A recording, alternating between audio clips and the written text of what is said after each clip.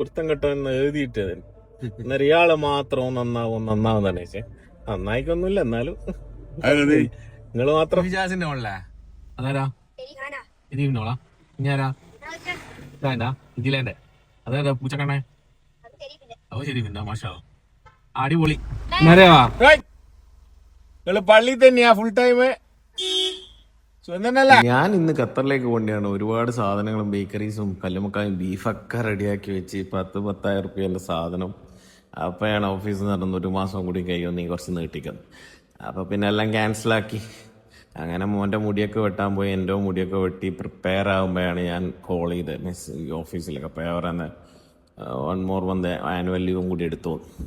അപ്പോൾ അതൊക്കെ കഴിഞ്ഞ് വടകര പോയി വലിയ ഫുഡൊക്കെ കഴിച്ച് ചായയൊക്കെ കുടിച്ച് കാര്യസ്ഥനുണ്ടായിരുന്നു. പിന്നെ ഇലക്ട്രിക് ബൈക്ക് മോൻ്റെ സർവീസിന് കൊടുത്തിരുന്നു, അത് മേടിക്കാൻ പോയി.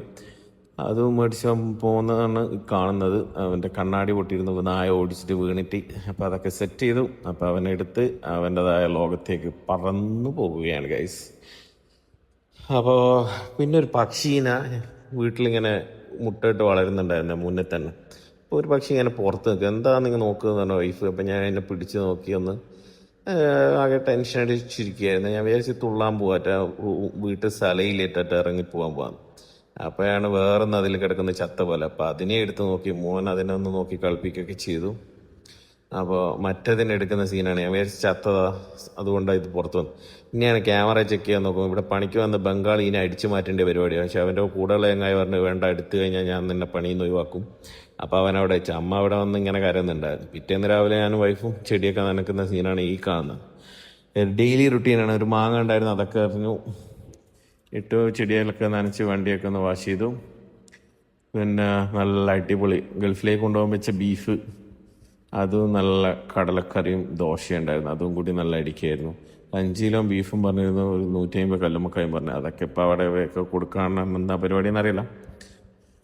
അങ്ങനെ പിന്നെ ഇലക്ഷൻ്റെ സീനായിരുന്നു. ഫെബീസ് ഞാനും കൂടി എന്നെ ഹെൽപ്പ് ചെയ്ത് ആദ്യമായിട്ട് കന്നി വോട്ട് ചെയ്യാൻ വേണ്ടി ഞാൻ പോയി. നാട്ടുകാരൊക്കെ ഉണ്ടായിരുന്നു. അപ്പോൾ അവരൊക്കെ ഇത് എക്സ്പ്ലെയിൻ ചെയ്യുന്ന കാര്യങ്ങളാണ് ഈ കാണുന്നത്.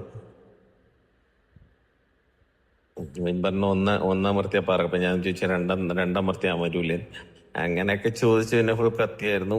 ഇപ്പോൾ ആൾക്കാരും കുട്ടികളൊക്കെ നാട്ടിൽ ഫുൾ ആക്റ്റീവാണ് നമ്മുടെ നാട്ടിൽ. പിന്നെ കുറേ കുഞ്ഞു ഷോപ്പുണ്ട്. ഇലക്ഷൻ ബൂത്തിനെക്കാളും കൂടുതൽ കുട്ടികളുടെ ഷോപ്പാണ്. അവരൊക്കെ ഇങ്ങനെ പ്രചോദിപ്പിക്കുക, അവരോടൊക്കെ കത്തിയടിക്കുക, ഇങ്ങനെ അടിച്ചു. പണ്ട് ഞാൻ മദ്രസയിൽ പഠിക്കുമ്പോൾ ഒരാൾ ഞങ്ങൾക്ക് ഒരു 25 വിഷയമായിരുന്നു, ഒരു പീസ് ബത്തക്ക ഞങ്ങൾക്ക് മേടിച്ചു.